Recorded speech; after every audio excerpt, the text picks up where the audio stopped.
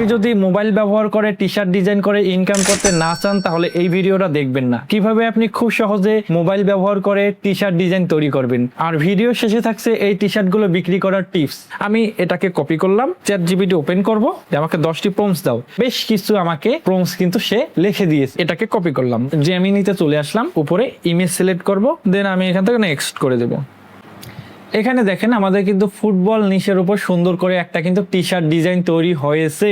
Video শেষে আমি আপনাদেরকে বলেছিলাম একটা টিপস দিব, ভিডিও সম্পূর্ণ দেখতে হবে। এখন এটা বিক্রির জন্য আমাদেরকে কয়েকটি কাজ করতে হবে। একটা হচ্ছে এই মকআপটাকে আরো প্রফেশনাল করতে হবে।